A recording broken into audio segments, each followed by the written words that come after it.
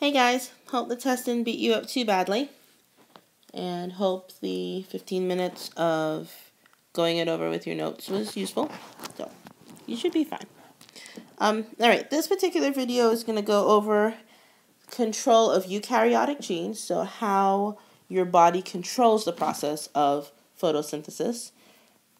Of protein synthesis.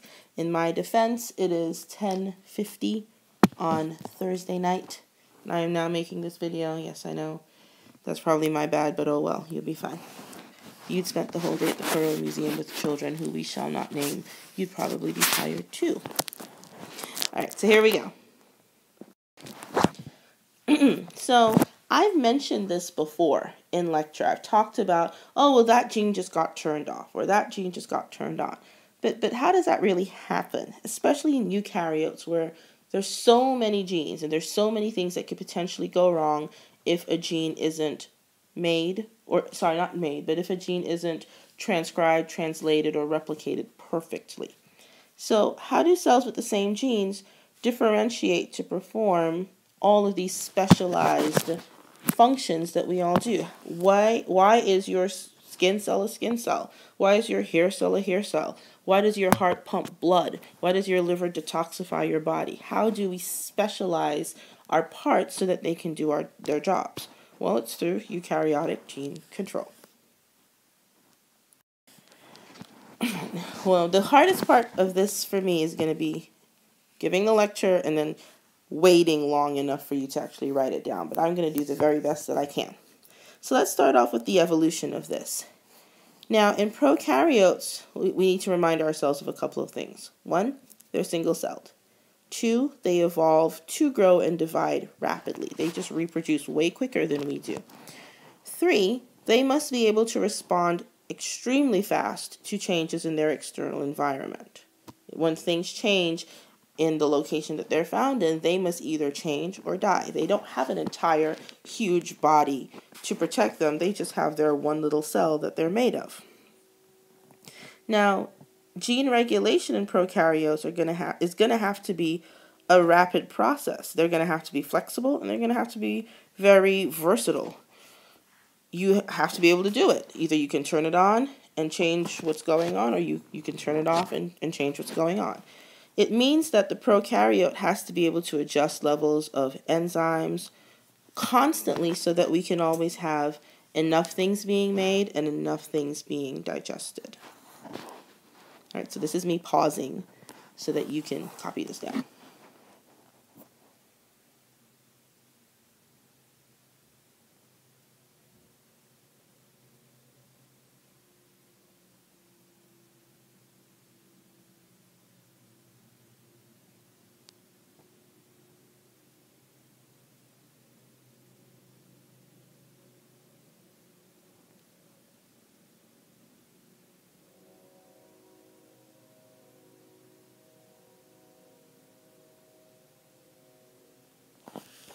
Alright, that's as long as I can wait. Don't forget, this video will be on YouTube, so things that you missed, you can always go back and rewatch it. Okay, now in eukaryotes, we're not single-celled, we're multi-celled. And we are evolved to maintain. For us, it's all about balance, it's all about homeostasis. So it's all about keeping internal conditions at the right level while our external conditions might be changing. We tend to regulate our entire body, so we go through growth and development as more of a long-term process than as a quick and rapid thing. And we are highly specialized, so it means that turning on and off genes becomes a big production. We have lots of genes that we have to turn on, but we also have lots of genes that we have to turn off, just depending on what we're actually making. This is a lot harder for us. Whoops, sorry, didn't mean to move that. Hold on. Okay, here we go. This is a lot harder for us because we have an entire body that we are trying to coordinate. We're trying to serve the needs of all of these individual cells, and we have billions of them, as opposed to a prokaryote that's just taking care of the needs of one cell.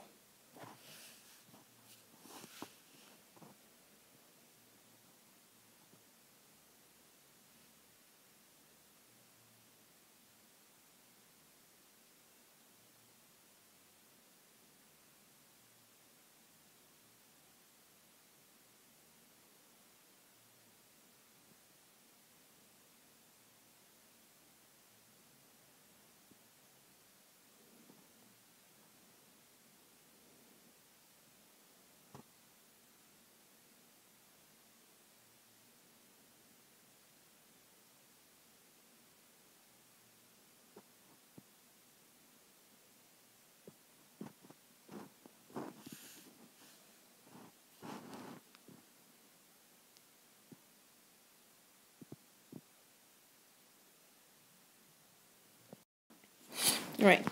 So in terms of the control of gene expression, there are 7 different places that control happens along the pathway from a gene to an actual functional protein. So if at any point in time something gets screwed up or we need to not have that particular protein made anymore, these are all the places where we can control that protein being actually made functionable. So the first one is the packing and unpacking of DNA. Then there's transcription itself.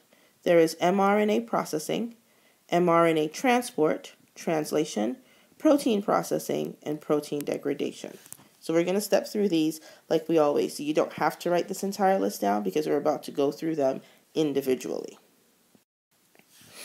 So let's start with DNA packaging. Now you know you have tons of DNA. Your DNA is about 3 meters long, and they fit into a nucleus that you can't even see with your naked eye, which means that it's smaller than like the head of a pin. The only way DNA fits is if we coil and fold it on itself a bunch of times. So we start off with a double helix that's about 2 nanometers in width. That double helix gets coiled onto histone protein, so kind of like pearls on a string, and that association between the DNA and the proteins are about 10 nanometers in width. So this would be your DNA double helix here. So of course, hold on, sorry. Here are the cartoon pictures, and here are the real pictures. So here's your DNA double helix. Here's your double helix twisted up on histone. So it looks kind of like beads on a string. Then we take this and we fold it on itself. So we just make this little like zigzag pattern like that. We just fold it on itself. And the result is what we call a nucleosome, and it looks like this.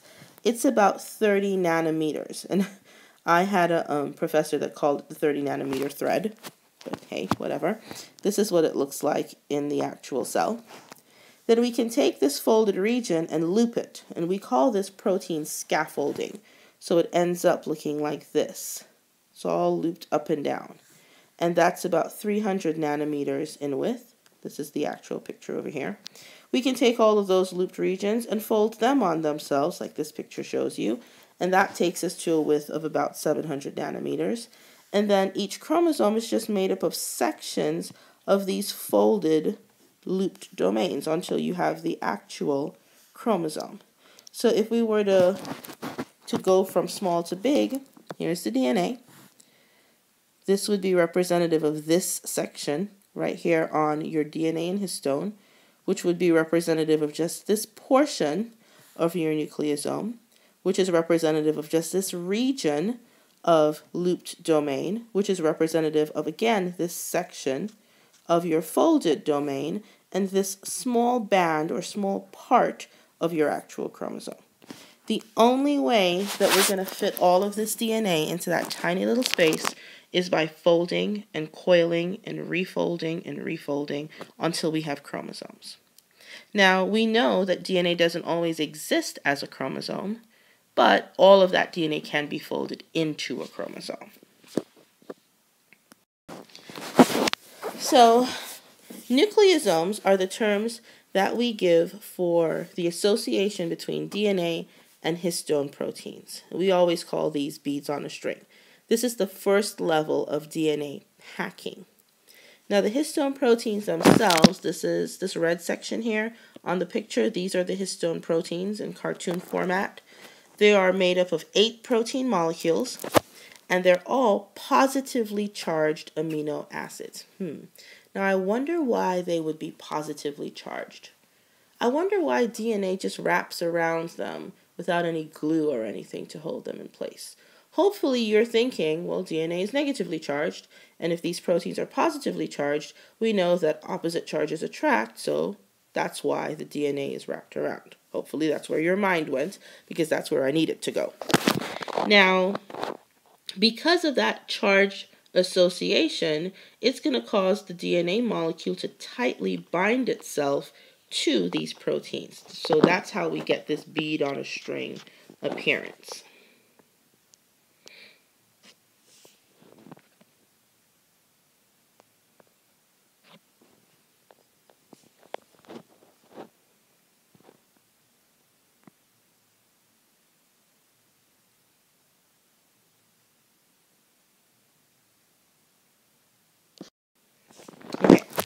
Now, the degree of packing is going to help to regulate transcription. If you think about it, DNA that's wound up in a protein, how are we going to transcribe that? It needs to be unwound so that all those enzymes can get to the DNA. So if the DNA is all tightly wound around a protein, no transcription is taking place. These genes are turned off. Okay, so let's go over that again.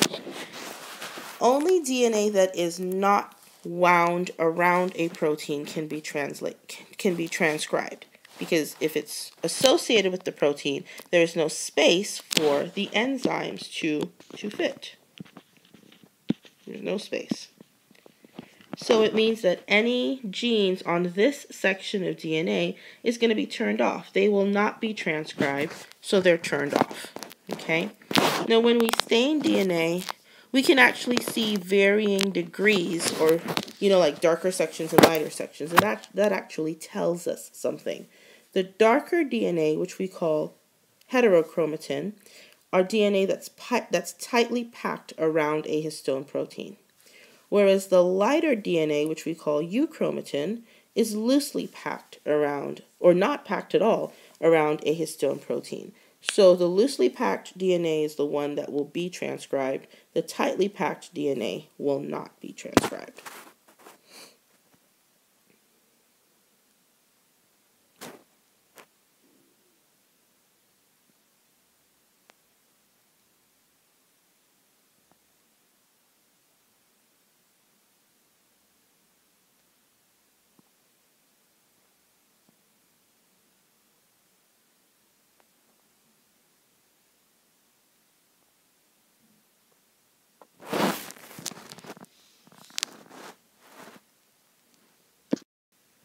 Okay.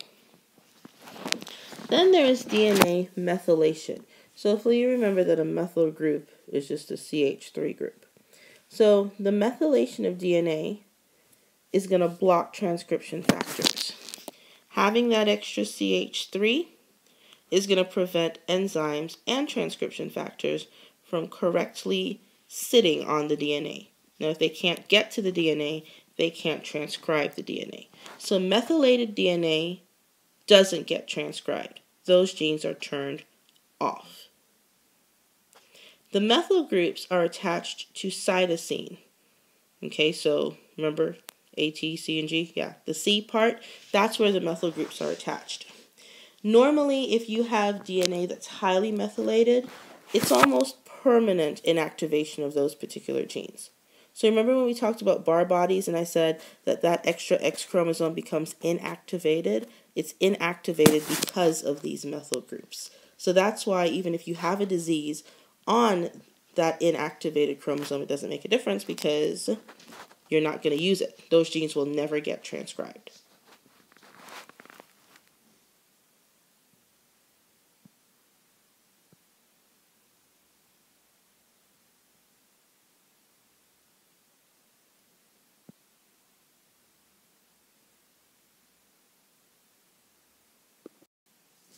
Okay, so on the flip side, if we have DNA methylation, then there has to be an opposite.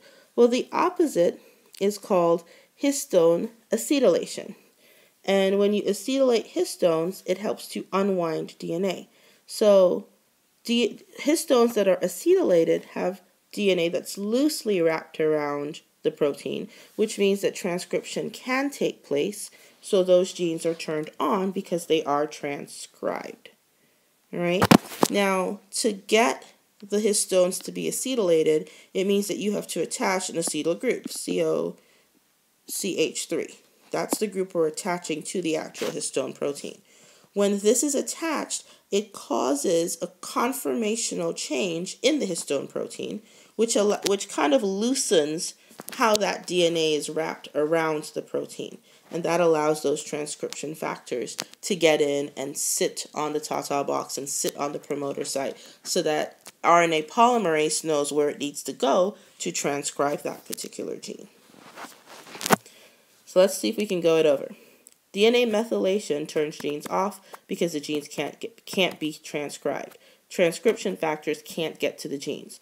With no transcription factors, polymerase doesn't know where it's going. It doesn't know what what gene it's about to read or what gene it's about to transcribe.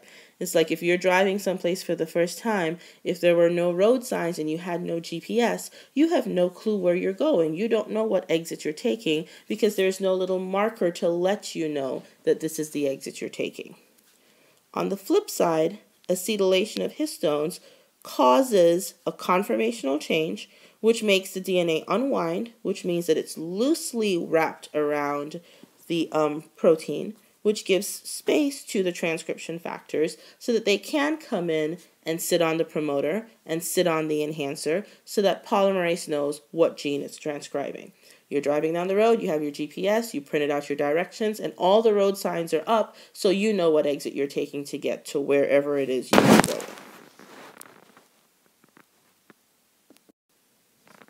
All right, so all of that was 1.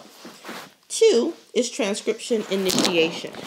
Now, I told you before, your enzyme doesn't just blindly copy every single gene. It's only going to transcribe the gene that's needed to make a particular protein.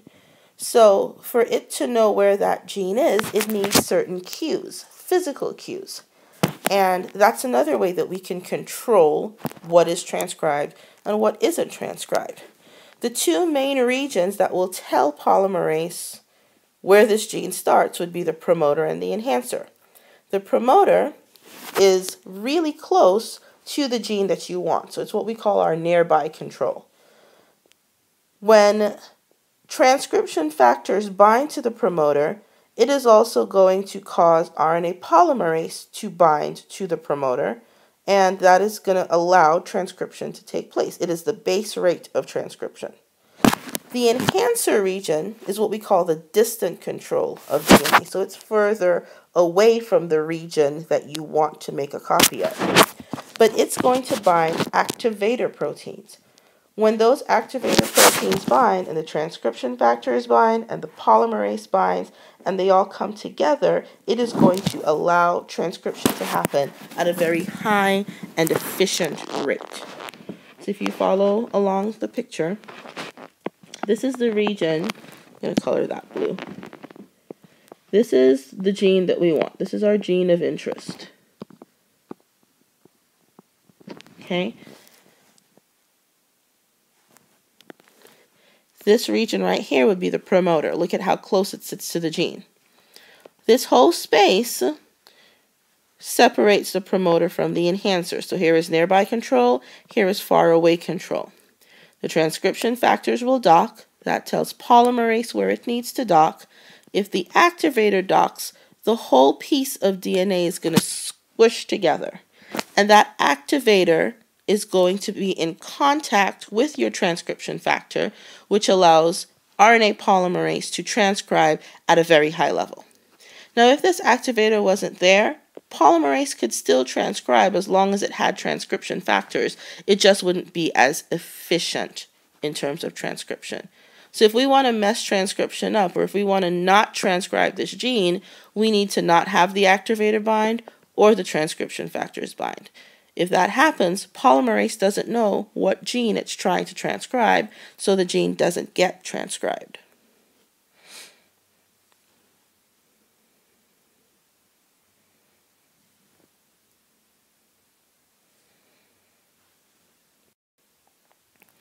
All right, so here's just another close-up of that. Now remember, the section that's most important to RNA polymerase on that promoter is the ta-ta box right here. So here are our activators, or our enhancers. Here is our promoter. And all of these little purple blobs represent our transcription factors. When everything is working at a very high and efficient rate, they're all going to bind. Polymerase is going to bind to the ta-ta box. The transcription factors are going to bind around it. The activators are going to come in and touch, and that allows polymerase to go ahead and start synthesizing messenger RNA. So your enhancer is your distant control. Your promoter is your nearby control. Now, just like how we have activator proteins that help to stimulate transcription, we can have silencer proteins. And those silencer proteins are going to block transcription. They're going to prevent transcription from happening. So if we need to turn off a gene, we can do it by switching the activator proteins for silencer proteins.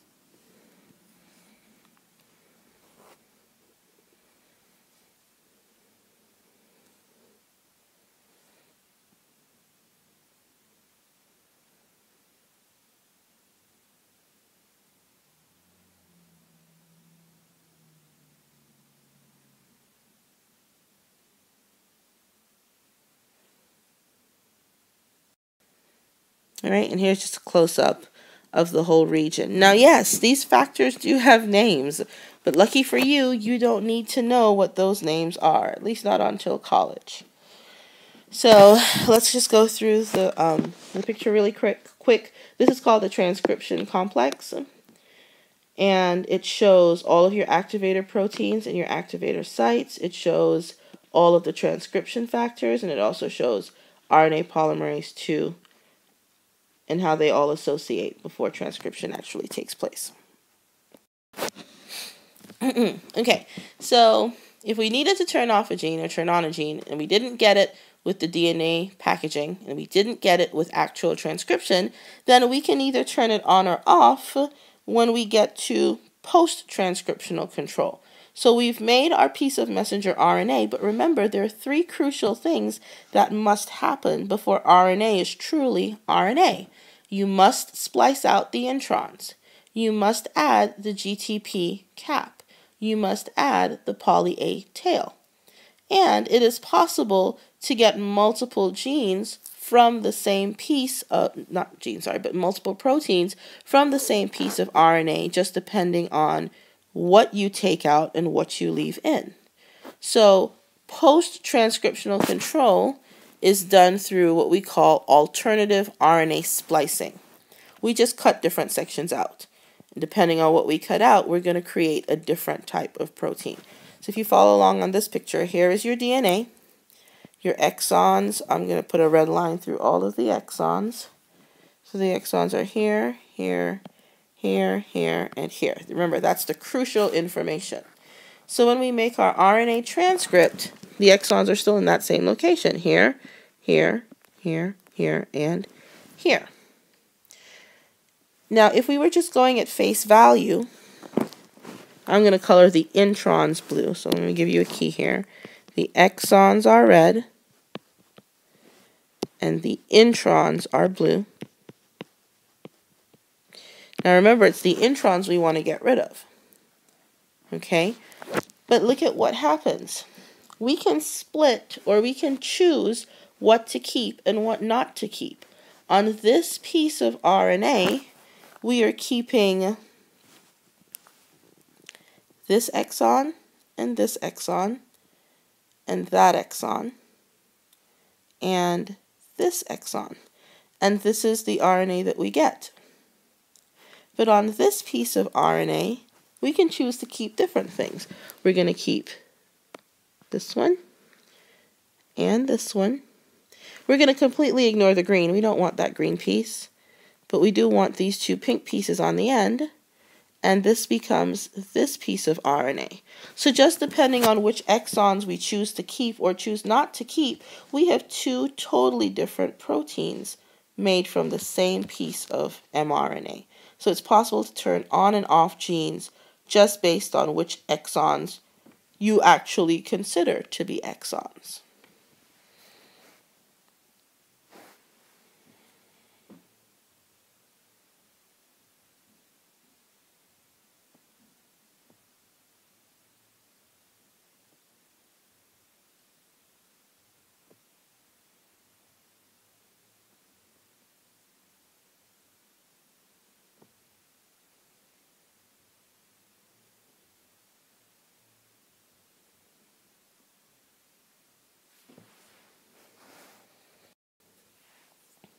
All right, step 4 would be the regulation of mRNA degradation.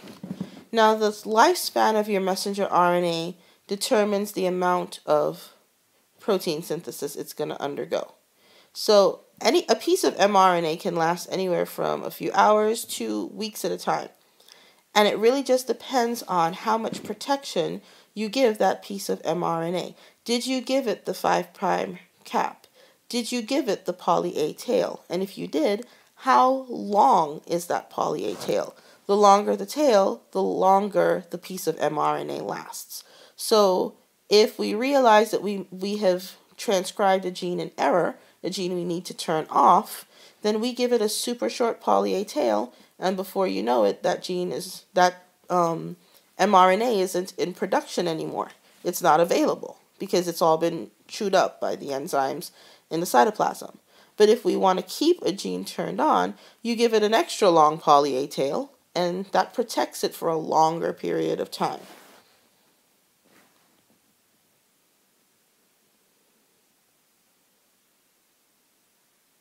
Okay. The other way you need to think of this is, if I'm just trying to make this one protein and my body needs a lot of it, instead of me going through protein synthesis daily, if I protect the piece of mRNA that I made, I can just use that same piece of mRNA to continuously make the protein that I need. But if it's a protein that I only need to make once a year, then I'm not going to give it as much protection because I don't need it to stick around that long. I only need it once a year.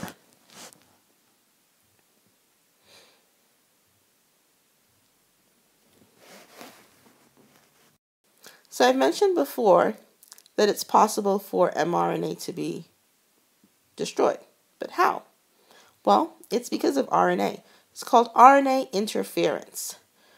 The type of RNA that does RNA interference is called small interfering RNA, or siRNA.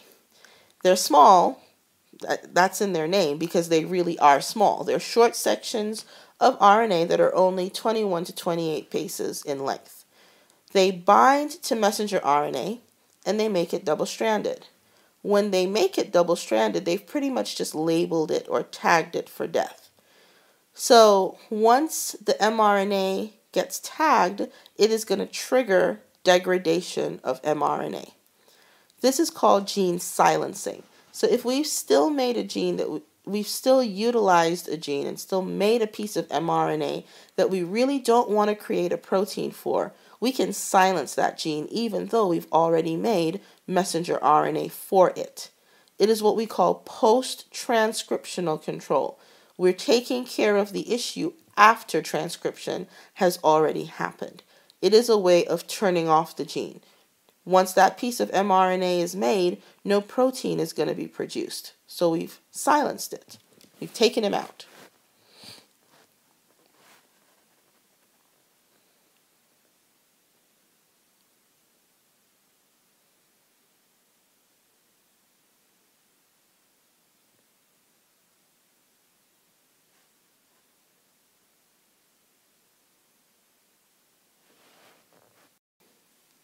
All right, so here is how siRNA is going to work. So we go through transcription, and we've made our messenger RNA. And, ouch, sorry, hold on. All right, so like I was saying, we made our mRNA. Now, the siRNA is going to be made by a special enzyme. So here it is created. As soon as it comes into contact with the mRNA that we want destroyed, it's just going to start to double bond with it, to make it double-stranded. Not double bond, sorry, but to make it double-stranded. When that happens, it is going to trigger the notice of what we call a breakdown enzyme. So that breakdown enzyme is just going to chew up the mRNA, and now it's become degraded. It is functionally dead. No genes made. Okay, step 5. Now let's say we miss it. So it goes through transcription, and we don't get it silenced by the RNA. We can still fix this. We can still turn this gene off if we really need to. We can do it in translation. So we can block the initiation of translation. And we do that by having regulatory proteins attached to the 5' end of mRNA. If those regulatory proteins are in place, it is going to prevent the ribosome subunits from attaching themselves to mRNA. Remember how I said in the other video that they form kind of like a sandwich, the large subunits on top, the mRNA is in the middle, and the small subunits on the bottom? Well, if those regulatory proteins are there, those subunits won't sandwich mRNA. It is going to block the translation of mRNA. Okay?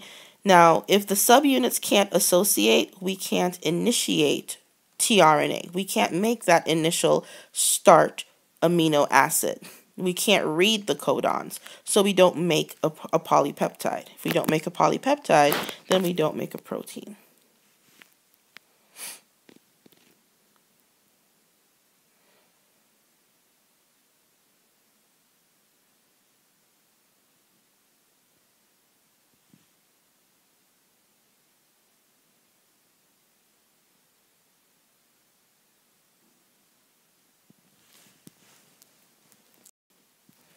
Okay, well, we don't get it there. Translation took place, and now we have the polypeptide, so we're sunk, right? No, we're not.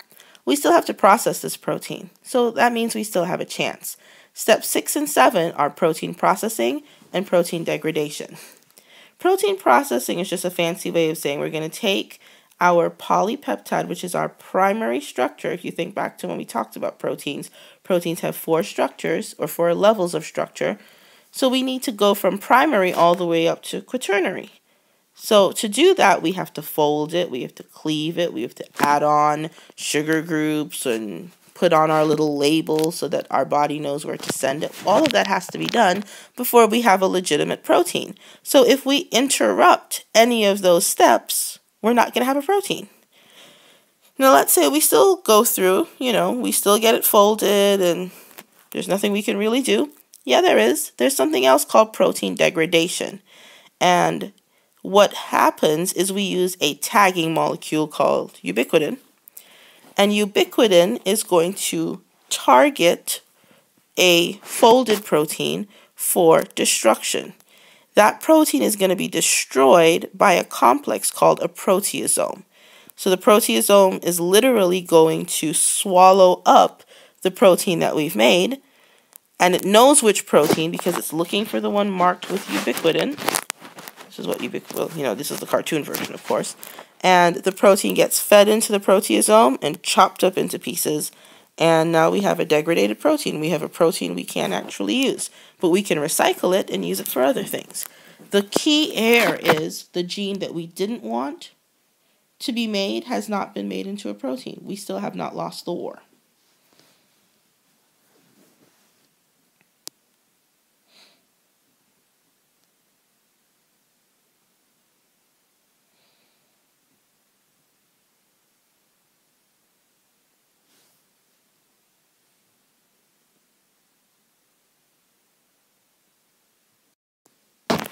Alright, so let's look at ubiquitin a little bit more closely because it's a pretty cool little protein. A ubiquitin is what we call a death tag, and it marks proteins that your body doesn't want with a label. Ubiquitin itself is made up of 76 amino acids. It's a polypeptide, so it's a protein itself, and it labels proteins that are broken down or, it's just something we don't necessarily want in our bodies. Those labeled proteins are then broken down by your cell's waste disposers, which are called proteasomes. Again, another protein. And this was discovered fairly recently. 2004 to 2006 was when ubiquitin was first discovered and actually, we got to the point where we could understand what it did.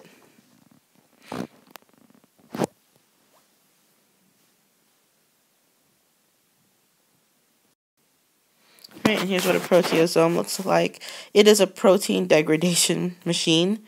It's one of your cell's waste disposers. It just gets rid of things that your cell no longer utilizes. And it can break down any protein into 7 to 9 amino acid fragments. So it can take really large proteins and break them down into all of these tiny little fragments that your body can then utilize for other things. So it's a way to recycle parts and pieces that your cell doesn't necessarily want in that form, but can utilize in a different form.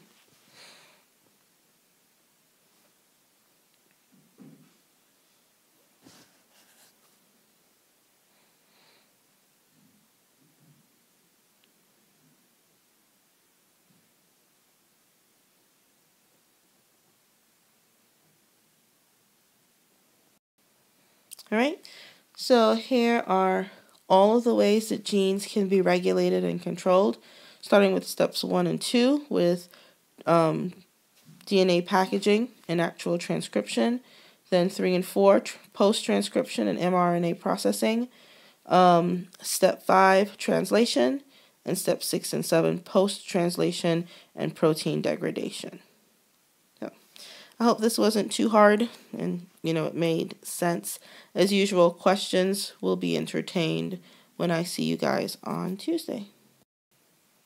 All right, so turn your genes on, ask questions if you need to. All right, so that's it for the video. I hope you guys have a great weekend, and hopefully I will be coming back with really good news from the reading tomorrow that you guys just blew it out the water and did awesome. We'll see. Bye.